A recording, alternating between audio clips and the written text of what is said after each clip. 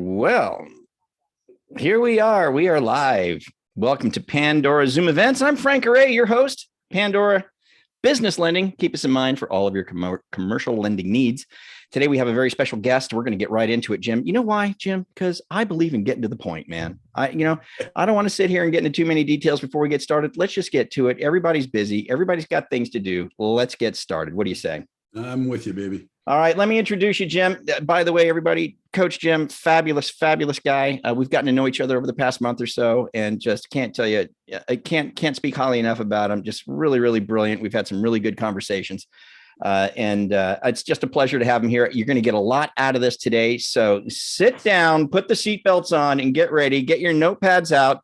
We are recording this, just so you know, so we'll be able to get this out to you. It is going to be archived, so take your notes, but you will always be able to go back and see the recording. Coach Jim, he is a guy that's got over 35 years experience in commercial real estate. He's been an incredibly successful commercial broker, a manager. He's been the president of 3 different commercial real estate companies, including the AIR, which is the Commercial Real Estate Association. The predominant association for commercial real estate in Southern California. He's also been published in and interviewed by and or written about in the New York Times, the Los Angeles Times, Money Magazine, Realty Times, Broker Agent News, and a whole lot more. He's got it all going on. Not only that, he's got a #1 bestseller on Amazon. It's a book titled Commercial Real Estate Power Brokers, and it's interviews with the best in the business. That's got to be a good book. Well, it is #1. That's probably for a reason. You've been doing this a long time, Jim. Long time, since 1998. Been a focused full-time coach on training commercial real estate brokers. More than 1,000 articles written, 70 instructional videos. Man, goodness, you've done it all, right? You've done it all. Now you've been read and watched by tens of thousands of commercial brokers, just in a very impressive bio, as it should be, because you've done a lot, Coach. You've been around a long time, and I know you've got a lot to contribute to the CRE community. So with that, why don't we just go ahead and jump right in? We're going to talk today about making sure we get our prospecting done. And also a big one that I'm very anxious to hear is how to leave better voicemails. That's a clutch one too. So let's get it on. What you got going on, Coach? All right. So I think, in talking about the subject of prospecting, just in kicking things off here, Frank, the most important thing is showing up and getting the calls done. If you just get the calls done, things are going to happen regardless of whatever scripting you're utilizing right now. And we're going to get into that in more detail, but it's just the challenge of making sure you're getting the calls done, because when you do, things are going to happen. You're going to continually be swimming in an abundance of solid new leads. And right now, if you're finding out that there's listings coming on the market and deals going down where you didn't even know that the owner wanted to put it on the market, or you didn't know that the buyers or lessees wanted to do a deal, this is a sign that you're not getting your prospecting done, and that there may also be holes in your database. Because if you have holes in your database and you're missing people you'd want to do business with, this means that your competitors can do business with those people, but you can't. Yeah. Hey, let me ask you this, Coach. With respect to getting our prospecting going, right? What do you think agents should do to prepare for their prospecting sessions? Like, should they, mentally get ready or have some notes or something like that? What should they do to prepare? That's a good question. A couple of different things. #1, you want to ideally be knowing who are the people that you're going to be prospecting during this session. You don't want to be one of those brokers who goes through the contact management software and says, okay, who should I call now? Okay, now that call's done, let me kind of look around and see who I might want to call the next time. And then it's like 3 to 7 minutes between calls. You ideally want to be able to go to a place where you can call one person after another that you want to prospect with. And also, in my mind, prospecting also includes calling your past clients that you've closed deals with, as long as you're not currently working with them on something, because there's nothing better than reconnecting with a past client.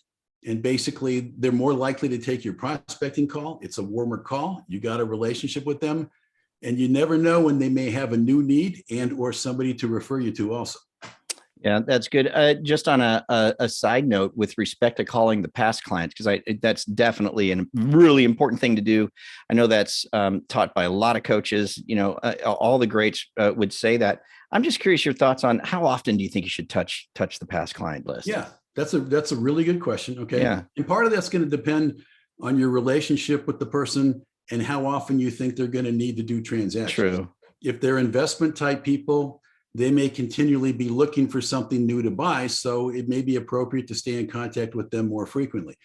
If it's somebody that you signed a 5-year lease with, chances are they may not need something for 5 years, but you never know. 1 or 2 years into it, they may say, my gosh, we're expanding. We actually need more space. So generally speaking, I would say for the most part, unless it's somebody who has a requirement coming up, I would say somewhere between every 3 months and every 6 months, depending on the situation and your relationship with the person. Good to know. Yeah, that's a good amount of time, I think, as well. Because you don't want to be too much, you don't want to be too little, right? So you got to find that kind of happy medium that makes it work out. So you want to avoid the restraining order. Okay. Yeah. Yeah, you definitely want to avoid that. Tell me about let me ask you this. So with respect to reaching out to these clients, you've been saying call a lot. Do you think that the phone call is probably the top way to move the needle the most? For commercial agents, generally speaking, yes. Okay. Okay. Outside of doing things like socializing with people, taking them to lunch, going to networking events, cold call prospecting is still pretty much condition normal for most commercial brokers. And at the same time, so many commercial brokers know that it's what they need to do to develop more leads. Yeah. And they find reasons to not do it. I'm so busy. I got to do all this admin work. I got to look for this on the internet. Is it 5 o'clock yet? Please, please, so I don't have to call, basically, Maybe I better check that email one more time. Discipline yourself to do it and you make it happen, big things are going to happen. I can pretty much almost guarantee, and I talked this over with someone I know who's the best prospector I've ever known in our industry. If you prospect full out for 90 days straight, I can pretty much guarantee you will be thrilled with the amount of activity you're swimming in the middle of. Hey, so let me ask you this then. How important do you think scripting is in that regard? Scripting is very important. Okay. Just calling on your own, to begin with, making the calls is huge. Just showing up and doing that. But you ideally want to have the right scripting for the receptionist, the right scripting when the decision maker comes on the line, being able to deliver voicemail messages that are more likely to compel the decision maker to actually want to call you back. Okay. So it's very important because the amount of excitement you have in your voice, what you say, any opportunity that you tease them with and present them with, kind of makes them say, this is somebody I had to call back because I want to hear what he has to offer me based upon the voicemail message that he left for me. And I'm glad you brought this up because a lot of times we are going to engage the receptionist, right? Without the ring. Yeah. Yeah. We're going to be making the calls. We're going to engage the receptionist. So what do you got for us in that regard? Yeah. Hey, what's the best way to talk to the receptionist? Because that's your, you've got some, you typically maybe have a younger person, the receptionist, and that's kind of your gatekeeper getting into the decision maker. And Absolutely. A lot of times we got to be skilled in how we actually communicate with the receptionist. Yeah, what tips you got for us on that? So let me first mention something. You just said something that made this jump into my mind. Yeah. You want to make sure that you treat that receptionist with respect. Okay. Yeah. And not just somebody who's an impediment that needs to be leapfrogged over for you to get to the decision maker. Because as you continue to call this person over time, you can help to get the receptionist invested in wanting to get you through to the decision maker. If you're a kind person to them, they know you respect them, you maybe get them to laugh, et cetera, et cetera. But let's say you're making a call to a receptionist who you haven't really had much engagement with or any engagement with before. Let's say you want to talk to a guy named Bob Jenkins. What I would do is just say, Bob Jenkins, please, when she answers the phone, because that kind of sounds like you might already know Bob. Okay. So ideally you want to have the name of the decision maker who you know is the person you want to talk to. Now, keep in mind, the receptionist is someone who is trained to give Bob the calls that Bob wants to get and screen out the other calls and put them into voicemail, basically. Okay. So the receptionist may then say, what is this regarding, to try to figure out if you're somebody who should be put through to Bob or not. Okay. Yeah. So you want to try to do something as best as you can that's short and succinct and tells her something to tell to Bob that makes him think maybe I should get on the line and talk to this person. Okay. So if Bob's somebody who may be looking to do something with real estate, or he owns buildings, and the receptionist says, what is this regarding? You could say, a building has just come on the market that I think is a great deal, and I want to talk to Bob about it. Okay. Mm-hmm. So if she communicates that to Bob, Bob's going, new building on the market. I don't think I know about it. Let me pick up the phone and talk to this person. Right. So that's one way to do it right there. Okay. But you got to come up with something that you believe when they communicate that to Bob, will have Bob possibly say, I want to pick up the phone and talk. And keep in mind that whatever you tell the receptionist, the more wordy and lengthy it is, you're relying on him or her to translate that over to Bob, and it may start to sound pretty boring by the time it completely comes out of their mouth. So try to do something short and succinct to bait the hook, such that when she tells Bob, Bob may want to pick up the phone and find out what you got to say. Gotcha. And if we're successful in this, right? We're successful. We get in short, succinct message, right? I love the way you said to answer the phone to Bob Jenkins, please. You know, this is so direct. You know, Bob Jenkins, please. Like we're pals. Yeah, we know each other. It's basically assuming that you know, you're going to get right through, and with that confidence coming out of your mouth. Yeah. So let's see. I just want to make sure that I do want to do just a little audio check for everybody, just because we're neck deep in this already. I want to make sure there's no issues with sound or anything like that. And so I just want to make sure that y'all do have sound. And if you do, let me know. That would be appreciated. But let's keep going, Coach. Yeah. So let's say this: we're successful. We get through the reception, right? And we actually get to the decision maker at this point. Now we're prospecting. We're just trying to dig up some business at this point. So what's the thing that we say to the decision maker at that point? Okay. Now, keep in mind, in my opinion, your most important first goal when the decision maker gets on the phone is to get the person interested in staying on the line and engaging in a conversation with you. So many times when commercial brokers are prospecting, the decision maker picks up the phone and there's kind of this feeling of, oh, I think they kind of wish that they hadn't taken this call and that they weren't talking to me right now. Mm-hmm. That happens a lot. Sure. So you want to try to get them to want to engage in a conversation. And that follows similarly to what I recommended that you say to the receptionist. So if you said something to the receptionist like, you know, buildings come on the market near his that I want to talk to him about because I think it's a great buy, you know that that's what he bid on to get him on the line. So then Bob Jenkins goes, yes, this is Bob. You go, hey, Bob, properties just come on the market near yours that I think will give you a great idea of what your building is worth. Would you like to hear the details on it? Okay? Remember, that's what got Bob on the line to begin with. So there's a good chance that he's going to want to say, yes, tell me the details. Once he invites you to tell him the details, you're in. He's engaged in a conversation with you. He's invited you in for the conversation. And once that happens, there is a much, much higher probability that Bob will then allow you to ask him questions because you just gave him the piece of information that he asked you for. It's kind of like a law of reciprocity between human beings. You just gave Bob something he asked you for. Now Bob's going to let you ask some questions. And that's when it's time for you to go into what you want to know. All right. Yeah. For example, you know, Bob, you're building at 1234 Main Street. And I'm just curious, would you consider selling that at this time? Right. Bob says whatever he says. You know, most of the time it's going to be no. Right. Yeah. But another important question to ask, okay, very important question to ask is, Bob, just out of curiosity, do you have any other commercial property that you're considering selling? Right. One commercial broker who I interviewed told me the first time he asked that question, it just kind of bounced into his head. He called the owner on one specific property and the owner said, I don't want to sell that.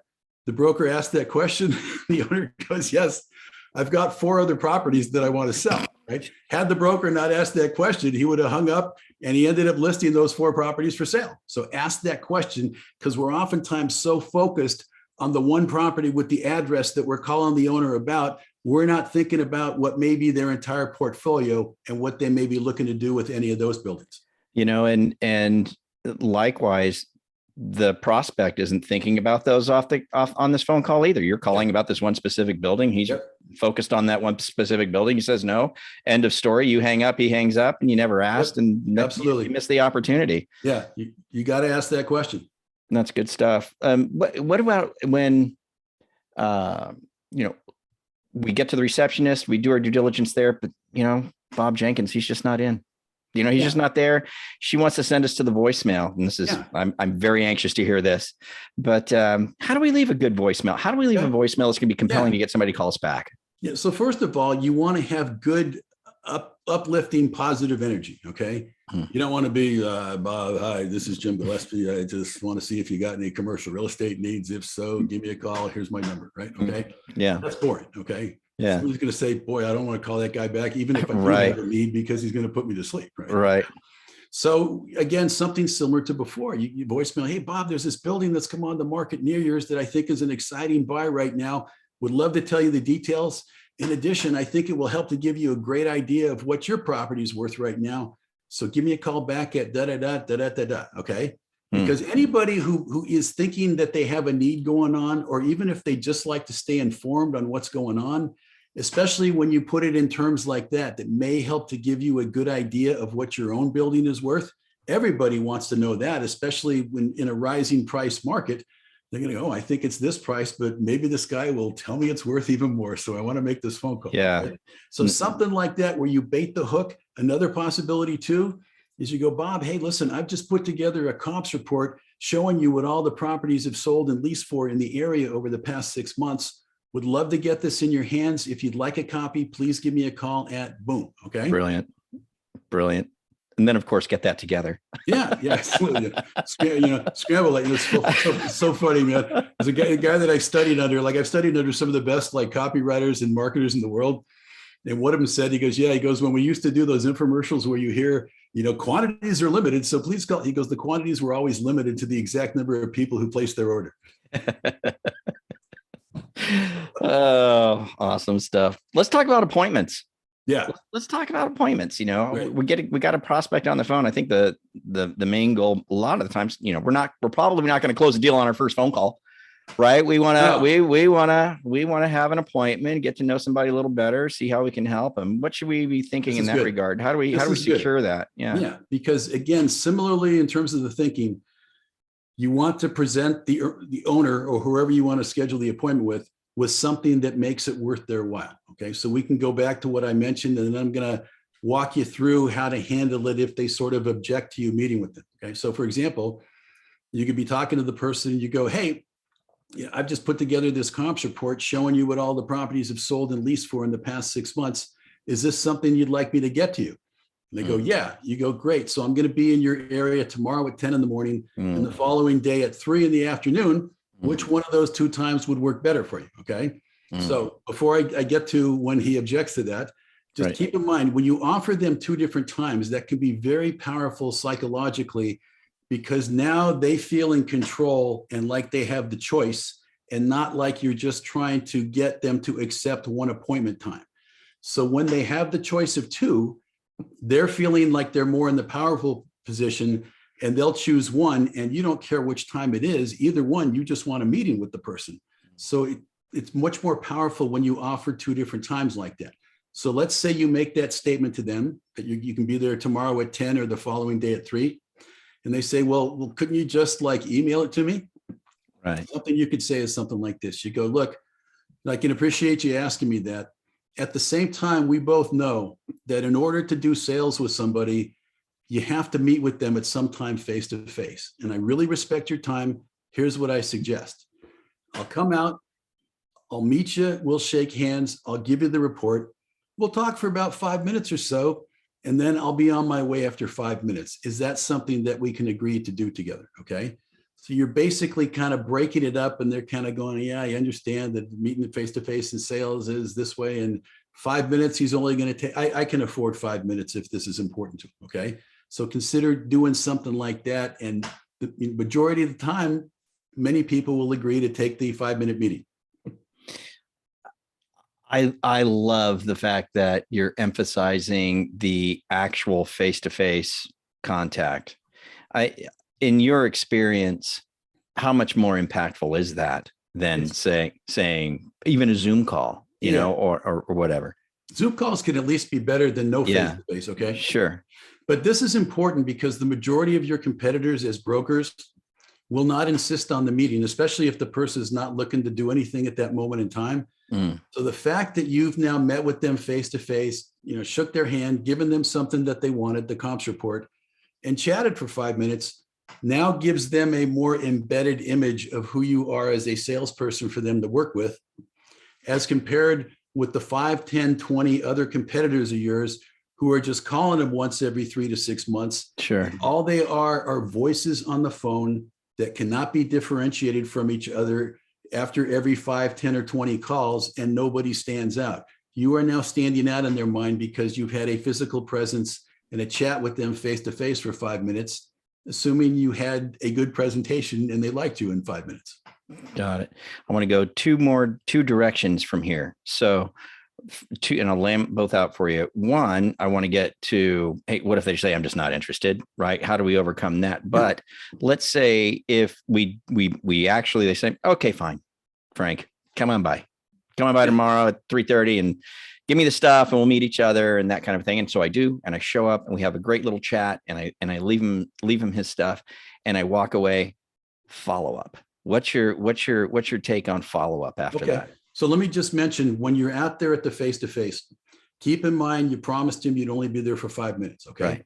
So if you get to 5 minutes and you're still talking, show your courtesy. Say, look, I know we said we'd only talk for 5 minutes, but we're right in the middle of discussing something. Can we take like a few more minutes to finish this before I actually leave? Okay. Mm-hmm. I think that shows tremendous courtesy on your part. Okay. Because it's the smallness of the 5 minutes that you promised is something that really induced them to help to take the meeting. Okay. Yeah.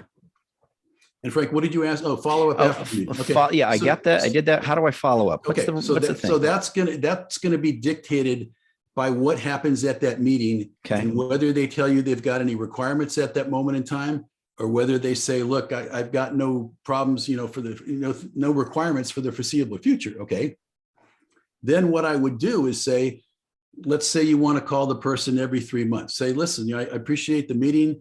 I know you got no plans on the radar screen right now, but I just wanted to make sure it will be okay if I check in with you by phone every 3 months or so, just to see if anything may have changed. Sure. So that way you're asking for their permission right there in the moment to do the follow-up schedule that you have in mind. And assuming they say, yeah, that's fine. Or they might say, 3 months is too frequently. How about every 4 months or every 6 months or something? Now you're following up with them in alignment with what they told you is acceptable to them. Okay, great. And I'll go one more step on follow up.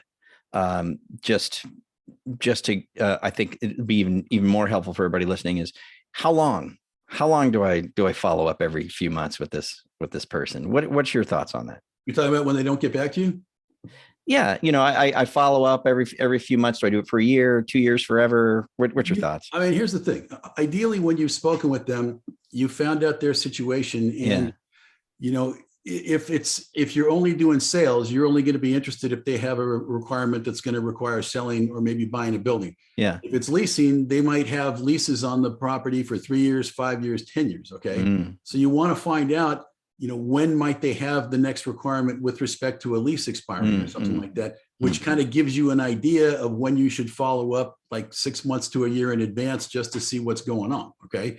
So every client's going to be in a different situation depending on what type of property they own, whether it's something where they would need you to help them lease it in addition to sell it, or whether it's a sale only situation.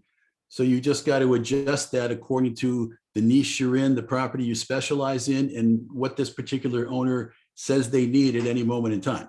Yeah, I like that, because you're really tailoring it to the exact need of the person. You're not just going, okay, now he goes in my machine. That's every so often. One size fits all. Yeah, one size fits all. So you're doing that. Okay, let's go to the opposite side of the spectrum now. I'm not interested. No, thanks, not interested. Yeah, right when you call on the phone. Okay. Yeah. And that's what you hate hearing. But, keep in mind, this conversation is not going to last long any way you look at it. And right. You don't want to keep trying to push them to stay on the phone, because that can really tick them off. Okay. So what I recommend is, if they say, look, I'm not interested at all, right when they get on the phone, you just say, sir, I appreciate it, and I want to value your time. Just got one question I want to ask you. Do you plan on buying, selling, or leasing any property in the next 12 months? Okay. If you can get that one answer, just go, yeah, well, not now, but in 6 months, that's what you want to know. Okay. Yeah. That's the reason you're calling to begin with, to find out if they have any upcoming needs. And if you could at least get them to answer that one question before you get off the phone, that could be helpful in indicating that to you. Got it. I like that. I like that. Can I just ask you just this one question? Yeah. Yeah. Yeah. But preface it with, sir, I appreciate that. And I value your time. And I just want to ask you this one question. Okay. When you say something like, I value your time, Sure. that can soften the person up a little bit, that you're basically saying, I know your time is important and you really don't want to be on here. So that can help to at least keep them on the phone for that one question. Okay. When somebody says they're not interested, the last thing in the world they want is a salesperson on the other end of the phone, like a battering ram with an attitude of, I don't care what you just told me. I'm going to stay on here and ram this down your throat. Okay. And unfortunately, there are plenty of salespeople with that attitude out there. Gotcha. Hey, let's ask you this. What are the mistakes that you're seeing agents making, brokers making in their prospecting? As a coach, you probably see a lot. What are you seeing? Yeah, and a number of them we've kind of touched on. So for example, are you even getting the calls done to begin with? Because if you're not, that's the biggest mistake. All right. Yeah. I mean, something I've been told over the years by different brokers who have worked with Marcus and Millichap is their standard is 250 prospecting calls every single week. All right. Yeah. Now, I think any broker who would do 150 is probably doing more than 90% of the rest of the broker community. Totally. So 250 is an unbelievably solid standard. Okay. So get the calls done and pay attention to your scripting. Where do you feel you need more help? Do you need help, with what you're saying to the receptionist, to the decision maker, the voicemail messages? Make a note on that and just start thinking, like, how could I do this better? Okay. You can maybe talk to somebody else in the office who's like, you feel is a great prospector, get their opinion, role play with them if they'll allow you to do it. I mean, this is something I coach brokers on all day long, so I'm definitely available to help you out with that too. But during your calls, if you get off the phone and you go, wow, they said this to me and I wish I had a better thing to come back with to say to them linguistically, make a note on a Microsoft Word document. And, whether it's just with one or several you make notes on, sit down and look at these and say, what would be the better response to come back with? And then write these down, try it out, rehearse and internalize it so that you can then deliver it on autopilot whenever you need to in any future prospecting calls.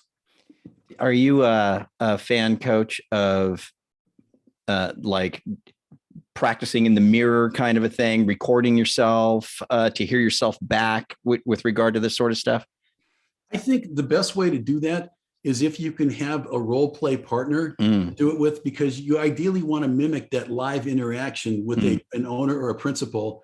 I know someone who does 30 minutes of role play with somebody else in the office every morning before he gets on the phone and starts making his calls. Brilliant. So anything you can do to mimic that exact situation with somebody role playing as the type of person you want to call could be the great way to go.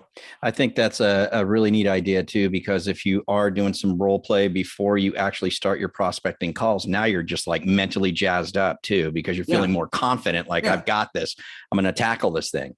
Right? Yeah, and which, by the way, since you mentioned getting mentally jazzed up, I've recorded a 4-minute recording. I call it Get Pumped Up for Prospecting. Yeah. And it's me talking to you, getting you pumped up. Nice. Over upbeat music. Okay. And I give it away for free. So if anybody wants that, just contact me. I love it. Through commercialrealestatecoach.com. And I'll send you the link to download it if you'd like to listen to that. I will definitely. And guys, just so you know, we are definitely going to get all of Coach Jim's contact information out to you. So you'll be able to engage with Coach, no problem, and get all the assets that you can get over there. I kind of got one final thought for us here, Coach, and that is, if you are just going to crystallize it, down to that one thing that you really think, we should be focusing on with regard to our prospecting and getting the best results. Like if there's something that we should really be focusing on, what would you say that is? Yeah. I mean, the first thing would be just get it done. Okay. What's it, Larry the Cable Guy? Get her done. It's just, if you get the calls done and make it, the calls happen religiously, things are going to happen. But pay attention to your scripting, make sure you've got the right things to say in the right situations and how to handle objections and things like that. And just keep making the calls, over and over and again, and you'll find great nuggets of opportunity when you do. This is a business where you got to keep doing the prospecting to find the leads. And that's why so many people don't do the prospecting. It's uncomfortable to get on the phone and have the vast majority of people tell you they're not interested. Here in California, I read an article saying that when people get their real estate license for the first time, the first 4 years, when it's time to renew, approximately 45% of them don't even bother renewing. Okay. I think they have this idea ahead of time that the business is easy, and it's not. And you got to be willing to put up with rejection and people who are irate and this and that, to find those diamonds in the rough, to mold them into transactions. And when you keep making the calls and doing that, you're going to find those deals, not to mention the fact that when you keep making the calls, no matter what, you're going to find bigger and better transactions that you wouldn't have found if you stopped doing your prospecting. And you'll be in an abundance of much greater opportunities. So you can kind of kick to the curb those smaller and more marginal opportunities that you may be holding on to because you have the time to do so. Okay. You will upgrade and increase the amount of money you're getting paid every hour because you'll be working with people who are better, more loyal, larger transactions, which equates to more money you're getting paid per hour every single day. Awesome. Great stuff. And guys, I just want you to know this is definitely recorded. You'll get this recording. We will get it to you. No problem. We'll also get you all of Coach Jim's contact information. I know a lot of people are going to want that motivational video, Coach. Yeah. I know. I'd like to see that. Frank, let me mention something here. Yeah, go ahead. For people who haven't already been following me, or they're already not on my email list. Sure. I want to give you an MP3 recording that I've done with a top commercial broker who sold more than $7 billion in properties, who's been a coaching client of mine. Yeah. And he does a tremendous job of describing how you want to run and organize your brokerage business as an individual broker. Nice. To maximize your income. And I've got people who have told me, I've listened to this many times. I got one 14-year veteran who told me I've listened to it more than 20 times. If you're basically, looking for new ways, to design and implement a great game plan, which you probably are if you're on this call, right? Right. Just basically, if you go to the homepage of my website at commercialrealestatecoach.com, there's a pop-up box that shows up to enter your information. You'll get the recording sent to you automatically after you enter your information. And typically, I'll send out one email a week to you with tips or videos on how to make more money as a broker. But that's a good free interview that I think you'd be very interested in listening to. And we are going to make sure that you have all of Coach's contact information after this, guys, so that you can get that information. So, Coach, the name of the coaching company again? It's Advanced Commercial Real Estate Coaching. The website is commercialrealestatecoach.com. Obviously, if you're interested in one-on-one coaching, just contact me. Let me know. I'll give you a 30-minute free consultation to talk about your business and how we could potentially work together, to make it even more outstanding. I absolutely love it. It was great tips today, Coach. Fantastic stuff. I hope you all enjoyed it. Again, this has been recorded. You will get a copy of the recording. We will get you all of Coach Jim's contact information, so you'll be able to reach out to Coach directly and get the free stuff that he said he's going to give you guys. Coach, can't thank you enough for being here on Pandora Zoom events. It's been a pleasure, and looking forward to seeing you next month as well. We'll do another one of these. Thank you so much for the opportunity, Frank. All right. Thanks, Coach. And thank you all. Remember, Pandora Business Lending, smarter, simpler, commercial lending. Be sure to engage with us if you have any needs as well. You guys have a fantastic day, and we'll be back next time with Coach Jim. One more time. We'll catch you all later. See you.